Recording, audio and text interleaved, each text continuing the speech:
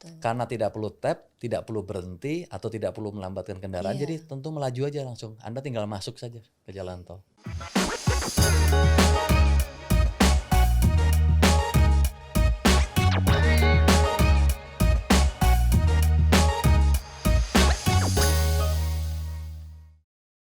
Hai, apa kabar Sobat Bina Marga?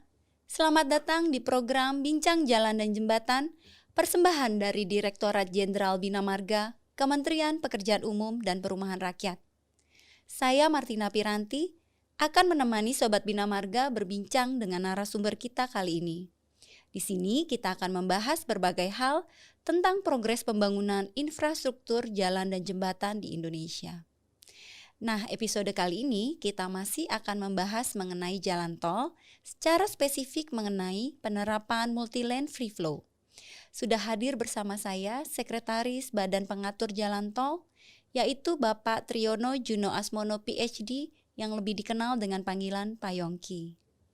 Halo lagi Pak Yongki. Halo Mbak Tina. Ya, kita bertemu lagi nih Pak di episode yaitu mengenai multilane free flow ya Pak. Bapak, apa sih Pak yang melatar belakangi adanya perubahan sistem pembayaran di gerbang tol dari tapping kartu e-tol card menjadi sistem ini Pak? Jadi sebelum saya cerita terkait multilane free flow, mungkin saya cerita backgroundnya dulu ya Mbak Tina ya. Boleh Pak. Kenapa sih kita mau melakukan seperti itu? Jadi kalau kita lihat Sobat Bina Marga, kalau kita lihat berdasarkan dari studi yang dilaksanakan World Bank, kemacetan yang terjadi di Indonesia itu cukup besar. Mungkin udah tahu ya teman-teman, pasti Ya, di kota-kota betul. besar semua sering terjadi kemacetan. Dan ternyata kemacetan itu setelah dihitung, itu kerugian kita lebih kurang 56 triliun Besar ya Pak? rupiah setiap tahunnya. Itu untuk kita bicara total kemacetan yang terjadi di jalan, termasuk jalan tol. Nah, hasil studi yang terakhir ini dilaksanakan oleh teman-teman dari Rotex, yang mana kalau kita lihat kemacetan di gerbang tol, kalau tadi kemacetan di seluruh jalan, kemacetan di gerbang tol kita itu lebih kurang kerugiannya 4,4 triliun rupiah setiap tahunnya. Jadi 8% dari total kerugian akibat Keseluruhan kemacetan. itu ya Pak? Nah dari situ kami pemerintah Indonesia tentunya berpikir bagaimana caranya mengurangi kerugian tersebut akibat kemacetan. Dan karena kami bertugas terkait dengan jalan tol, kami akan upayakan supaya antrean tadi yang ada di gerbang tol itu bisa berkurang. Kalau kita lihat saat ini, Mbak, Indonesia itu sudah bertransformasi cukup banyak. Ya, betul. Jadi kalau kita lihat, jadi kalau zaman dulu tahun 78 sejak adanya jalan tol sampai 2017, mungkin Mbak udah ngalamin ya, pembayaran pakai cash. Iya, betul Pak. Pembayaran dengan uang itu ada antrean. Lalu sejak tahun 2017 sampai saat ini kita menggunakan yang kita sebut dengan e-tol E-tol atau Pak. menggunakan kartu tol dengan membayar dengan menggunakan kartu. Kita Ya. menggunakan tap in kartu. Itu pun sudah kita atur supaya antrean mudah-mudahan bisa berkurang maksimal 5 detik di antrean tersebut. Namun meskipun sudah kita atur seperti itu, ternyata tetap ada kerugian. Namanya juga orang antre ya. Iya, betul Pak. Nah, kita tetap masih ada antrean lebih kurang 5 detik. Itu yang tadi sebesar lebih kurang 4,4 triliun. Oke. Nah, dengan adanya teknologi ini, itu adalah yang mudah-mudahan yang kita sebut dengan nir sentuh, gitu ya. Nir sentuh ya Pak Nir sentuh sebutannya ya. dan non tunai itu bisa menghilangkan adanya antrean. Jadi tidak ada Mengurangi lagi ya Pak? tidak, Oh, tidak karena ada tidak ada antrian. antrean karena Oke, tidak betul. perlu menggunakan tap in kartu lagi di situ. Nah, sehingga yang tadi adanya kerugian karena antrean itu tentunya bisa sangat berkurang atau bahkan dihilangkan. Oh, Seperti iya. itu. Pasti akan nanya, gimana caranya? Iya, betul Kan tuh, gitu Pak. kan Gimana kira-kira. tuh Pak caranya Pak? Jadi kalau kita melihat sistem yang kita buat ini sebenarnya sudah banyak dilakukan di negara maju, Mbak. Di negara Eropa juga seperti Sudah itu, diterapkan sudah ya, Pak? diterapkan dengan berbagai teknologinya, Dan di Indonesia ini kita menggunakan sistem dengan navigasi satelit seperti itu, sehingga kita menggunakan yang kita sebut dengan EOB atau Electronic Onboard Unit, menggunakan handphone. Handphone ya Dengan Pak menggunakan alatnya. handphone Oke. alatnya. Jadi Anda kalau menggunakan atau mau membayar tarif tol bisa mendaftar kendaraannya lalu Oke. membayar via handphone. Seperti kita menggunakan aplikasi untuk ojek online, pembayaran Oke. makanan dan lain Iya. sebagainya. Kan Mbak Jadi Tina langsung pasti terpotong seperti itu ya. kan? Betul Pak, sering Pak Seperti itu. Nah, pasti. ini akan kita terapkan juga untuk di pembayaran tarif Oke. tol. Sehingga masyarakat itu bisa jauh lebih efisien, lebih mudah tentunya, tanpa harus pusing-pusing Membawa membawa kartu ya seperti itu. Pak. Sumbernya juga Oke. bisa macam-macam, Oke. bisa dari langsung direct debit, kartu kredit dan lain sebagainya. Oke. Jadi kita sudah mudah-mudahan dalam waktu dekat kita akan meloncat menggunakan teknologi yang sangat maju seperti itu. Oke, jadi kelebihannya itu ya Pak, jadi tanpa ngetap, jadi waktu yang diperlukan juga nggak perlu antri ya Pak. Betul. Betul. Karena tidak perlu tap, tidak perlu berhenti atau tidak perlu melambatkan kendaraan, Iya. jadi tentu melaju aja langsung. Anda tinggal masuk saja ke jalan tol. Oke. Seperti itu. Betul ya. Wah ini seru nih, karena waktu berubah nih Pak dari cash ke kartu itu juga memang banyak orang juga yang terus terang nih Pak kaget ya Pak, apalagi mungkin yang sudah tua. Kok ini uang tunai jadi kartu ya Pak? Nah sekarang malah lebih canggih lagi. Jadi memang Sobat Bina Marga kita juga diharapkan lebih di zaman modern ini lebih canggih ya Pak. Betul. Dan untuk mengurangi waktu bertransaksi di jalan tol. Betul. Betul Pak. Kalau rencana diterapkan di Indonesia tuh Pak, kapan Pak? Saat ini kita sedang mempersiapkan segala sesuatunya Mbak Tina, sistemnya, perangkat lunaknya, perangkat kerasnya kita siapkan yang insya Allah dalam waktu dekat di akhir tahun ini kita bisa melaksanakan secara parsial atau bertahap. Oke. Dan target kita di tahun 2022 akhir kita bisa melaksanakan sistem multi lane free flow ini untuk keseluruhan ruas jalan tol. Oke. Seperti itu. Bertahap ya Pak? Betul. Untuk tahun 2022 bertahap, tapi 2023 akhir bisa keseluruhan. Oke, wah cepat sekali nih ya Pak ya. Bapak kalau dengar-dengar nih Pak, teknologi multi lane free flow ini sudah ada nama teknologinya ya Pak ya? Betul. Apa sih Pak namanya Pak? Model teknologinya seperti apa? Kalau tadi multi lane free flow itu kan bahasa asing ya. Iya. Sistem kita sudah kita sesuai arahan Pak Menteri kita menamakan Cantas, Mbak. Cantas ya Cantas. Pak? Oke. Artinya lugas. Lugas. Artinya lugas seperti itu. Oke. Jadi mudah-mudahan sistem yang kita buat atau Cantas ini nanti bisa dikenal oleh masyarakat gitu ya. Dikenal masyarakat dan bisa digunakan dengan mudah. Iya, justru ini bukan menyusahkan tapi memang pastinya memudahkan ya Pak teknologi Betul. ini ya Pak. Karena memang trennya sudah seperti itu Mbak. Jadi ke depan itu semua sudah menggunakan teknologi. Saat ini memang kami baru menggunakan teknologi untuk pembayaran yang tadi saya bilang untuk pembayaran tarif tol. Tapi ke depan bukan nggak mungkin kita akan menggunakan untuk sistem-sistem yang lain. Oh. Jadi saat ini kita di BPJT sudah menggunakan online untuk monitoring pekerjaan di lapangan.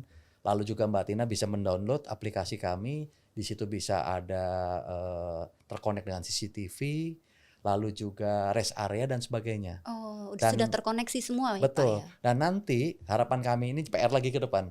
Rest area itu juga bisa terkoneksi dalam arti pembayarannya dengan menggunakan sistem. Oke. Jadi sudah cashless juga. Sudah cashless. Sudah ya. cashless juga, bahkan bisa order kopi di situ, datang ke rest area tinggal ambil. Ambil ya Pak. Memang udah zamannya cashless ya Pak sekarang ya Pak. Betul. Apalagi di era Covid segini justru memudahkan ya Pak. Jadi tidak ada transfer bakteri ataupun Betul. virus ya Pak ya. Betul. Itu malah memudahkan. Iya. Bapak bocoran sedikit Pak. Ruas tol mana sih Pak yang kira-kira akan di awal penggunaan ini Pak?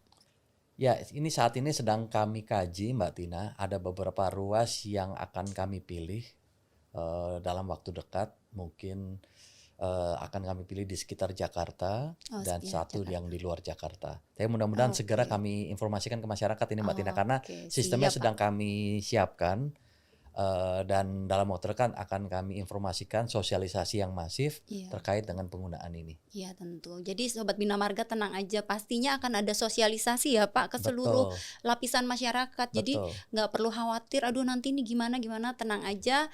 Waktu perubahan dari tunai ke kartu juga kan ada kekhawatiran ya Pak, namun itu semua bisa diikuti oleh segenap lapisan masyarakat kok ya Pak. Gampang kok Martina. Gampang ya gampang Pak. Sekali, downloadnya gampang, lalu juga penggunaannya gampang. Nanti pasti ada yang nanya, kalau nggak bayar gimana gitu kan. Nah, iya tuh betul. ini yang paling penting. Kunci keberhasilan sistem ini adalah nanti ujungnya disiplin terkait dengan pembayaran. Atau adanya nanti kalau yang tidak membayar adalah ada tindak lanjut dengan penegakan hukum. Nah, jadi nanti kami akan koneksikan dengan sistem yang ada di kepolisian, sehingga Anda atau pengguna jalan yang tidak membayar, kita kasih warning di dalam sistemnya nanti, kita kasih waktu untuk pembayarannya. Untuk menyelesaikan Gitu. pembayarannya. Kalau tidak ya, membayar Pak? juga ada punishment di sini, Oh, ada oke. penaltinya, ada dendanya di situ. Dan dendanya harus Anda bayar segera. Kalau tidak membayar juga, nanti STNK-nya bisa keblokir. Oke, jadi nantinya Seperti memang itu. akan terkoneksi ya, terintegrasi ya Betul, Pak ya. semuanya. Dan ini sistem ini kan kepolisian juga sudah melaksanakan ada sistem ETLE kan sekarang. Iya. Nah ini juga kita koneksikan dengan sistem mereka. Oke, ya bagus ya Pak Seperti ya. itu. Jadi jangan coba-coba nih Pak, Pak Yongki udah kasih tahu dulu, tunggu dulu gitu ya Pak. Seru nih Pak. Nah Bapak kalau saya mau tanya nih Pak, pihak mana aja nih Pak yang akan digandeng oleh Kementerian PUPR untuk terlibat dalam penerapan dari MLFF ini? Nah, jadi kami pemerintah di sini tidak melaksanakan sendiri, Mbak. Kami bekerja sama, kami melaksanakan perjanjian kerjasama dengan pihak ketiga, yaitu PT Rotex Indonesia Toll System. Mereka yang kebetulan kami tunjuk untuk melaksanakan sistem ini. Dan kebetulan mereka sudah punya pengalaman di negara lain yang saat ini mereka sedang menyiapkan, desainnya sudah difinalisasi. Mereka sedang dalam waktu dekat akan memasang sistem tersebut di lapangan dan akan melaksanakan sosialisasi. Seperti itu. Kontrak sudah kita laksanakan di 15 Maret 2021 yang lalu, Mbak. Oke, jadi memang nanti ada kolaborasi itu ya. Ya. Bapak, ini kan masih banyak juga nih Pak dari netizen Sobat Bina Marga juga yang penasaran tentang penerapan teknologi terbaru ini. Betul. Nah Pak, sebagai informasi kami pernah menayangkan nih Pak informasi mengenai MLFF ini di sosial medianya Bina Marga. Dan banyak Sobat Bina Marga yang antusias, juga banyak yang memberikan pertanyaan Pak seputar itu. Nah kita boleh lihat Pak nanti nih ke layar. Ada beberapa pertanyaan serupa nih Pak yang ditanyakan. Kita lihat nih Pak. Kalau boleh saya rangkum ya Pak, ini di bawah karena tadi tidak berhenti ya Pak. Jadi ada yang nanya nih Pak, kalau ngebut banget apa terdeteksi atau tidak nih Pak? Jadi misalnya kalau kecepatan dari mobil itu saldonya akan terpotong otomatis atau tidak Pak? Apakah ada kecepatan maksimum dan minimumnya Pak? Ya, Mbak Tina. Jadi sistem ini cukup canggih. Kita menggunakan teknologi yang paling baru. Jadi kendaraan tidak perlu mempelankan kendaraannya. Jadi berapapun speednya, kecepatannya akan terdeteksi. Akan terdeteksi. Otomatis memotong saldo ya Pak? Betul, ya. Jadi begitu Anda masuk ke jalan tol, Anda udah kedeteksi. Apalagi di situ ada kamera juga, Mbak. Ada kamera, jadi Anda akan terlihat di situ bukan hanya terkait pembayaran jalan tol, nanti terkoneksi juga dengan sistem yang ETLE tadi. Apakah Anda memakai seat belt? Apakah Anda sedang pegang handphone, tuh kelihatan juga di situ. Jadi memang udah terintegrasi ya Pak. Betul. Jadi aman Sobat Bina Marga semua. Nah mungkin next. Nah Pak, ini kalau kita lihat pertanyaan-pertanyaannya, misalnya kalau saldo habis gimana, ataupun HP sinyalnya error gimana, atau sinyalnya mati nih Pak. Jadi kalau boleh saya rangkum, Sobat Bina Marga banyak yang bertanya mengenai kalau terjadi kendala teknis saat melewati gerbang tol, kira-kira apa Pak yang harus dilakukan oleh pengguna jalan tol? Seperti kita menggunakan aplikasi yang lain, pastikan saldonya terisi. Itu pasti. Ya, betul. Saldonya harus terisi, sistemnya harus berjalan gitu kan. Dalam arti handphonenya harus on, aktif ya harus Pak. aktif. Itu juga modal nyala, utama ya, seperti itu. Karena tanpa itu saldo terisi atau handphonenya juga tidak nyala, ya sistem tidak bisa mendeteksi. Iya, betul. Karena itu memang modal utama dari teknologi ini ya Pak, yang dibutuhkan. Betul. Oke. Bapak, mudah-mudahan nanti ke depannya juga ada ini ya Pak, satu tempat untuk apabila nih kalau misalnya pengguna jalan tersebut ternyata memang handphonenya mati atau apa, itu kita bisa bertanya. Saya ingat nih Pak, waktu perubahan dari tunai ke e-tol card juga ada satu bagian di jalan tol yang apabila misalnya dia nggak tahu pakai cara memakai kartunya ataupun habis, itu dia tahu ada tempat untuk bertanya gitu ya Pak. Mungkin bisa ada juga bisa ya Pak sekali. nanti. Nanti kita akan siapkan semacam booth gitu. Iya, booth seperti itu ya Pak. Dan juga kita juga akan menyiapkan nanti tempat untuk yang tanda kutip secara manual. Jadi kita bisa membayar menggunakan ya itu tadi manual. Anda bisa datang ke mana, misalnya mohon maaf ya saya sebut merek, ke Alfamart misalnya, atau nanti ke loket-loket tertentu kita membayar tiket dari Jakarta ke Surabaya misalnya, itu bisa langsung di situ. Iya. Jadi pasti akan diberikan solusi ya Pak, apalagi untuk awal-awal di mana mungkin masyarakat juga masih khawatir atau mungkin kebingungan ya Pak. Jadi akan disiapkan bantuan atau booth-booth di Pasti dekat kita situ siapkan ya itu, Pak, iya. di jalan tol. Ya. Jadi sistem ini kita buat bukan mempersulit tapi mempermudah, Mbak. Iya, memang ini untuk mempermudah ya. Ya. Dengan tujuan tidak ada mengurangi kemacetan lah ya Pak, Betul. terutama di jalan tol. Betul.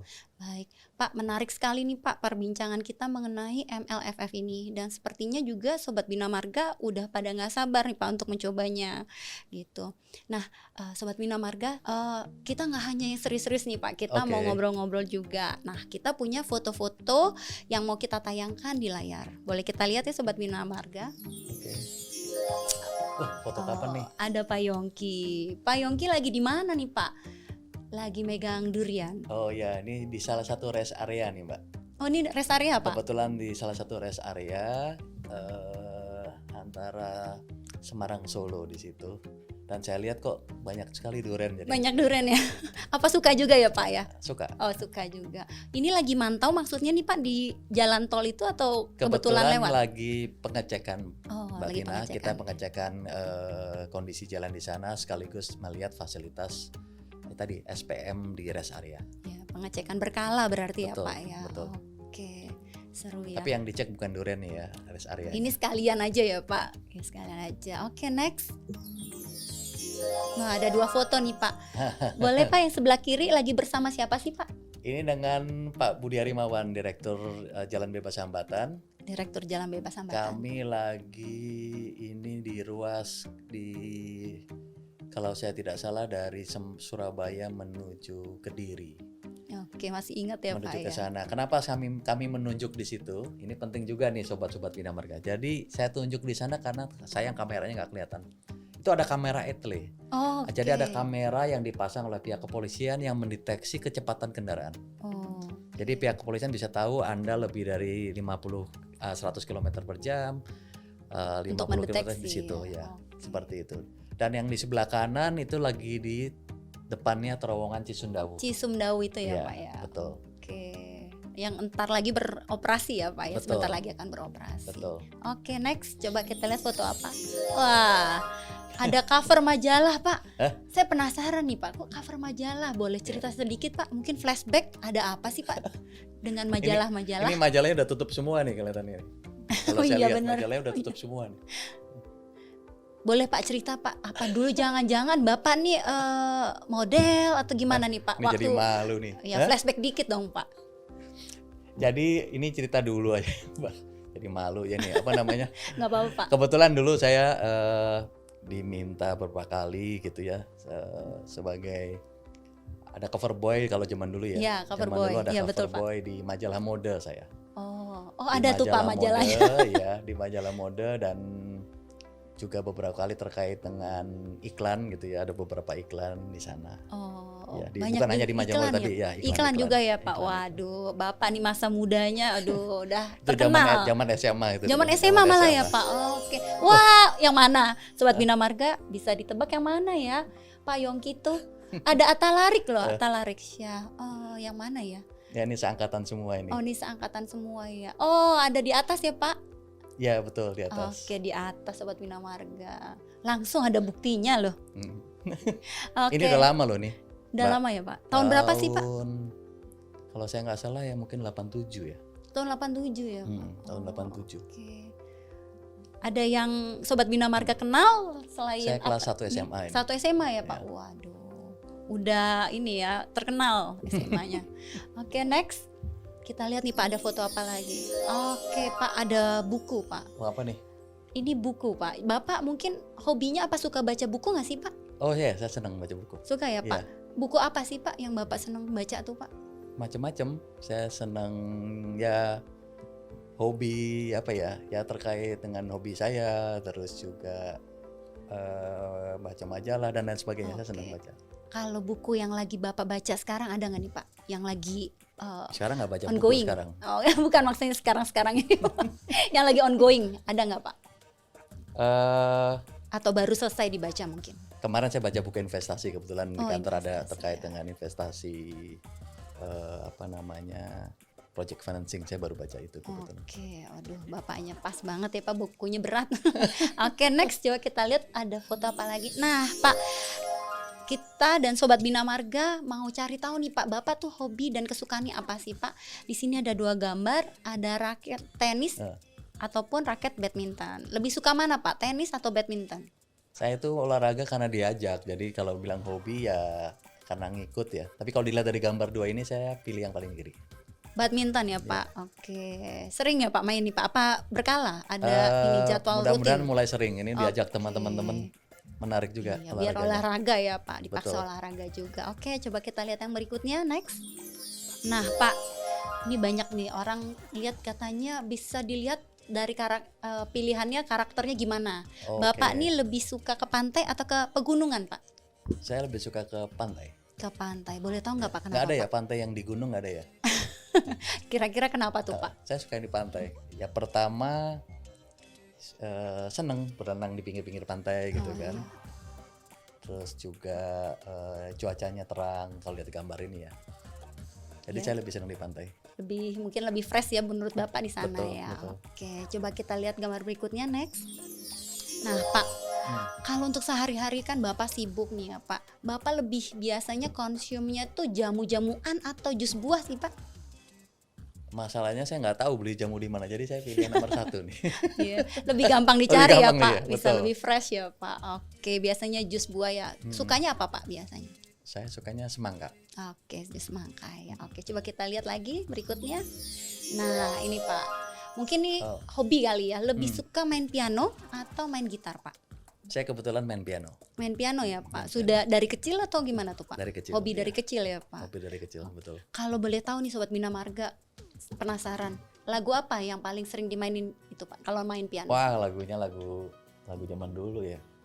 Saya suka ngikut-ngikutin aja, ada lagu apa saya ikutin sendiri. Oh gitu. Jadi Satu nggak dong ada Pak, khusus. favoritnya apa? Banyak lagunya. Kayaknya emang udah hobi banget ya Pak. Udah hobi banget. Hobi aja banget Hobi. nggak? Oke, hobi ya Pak.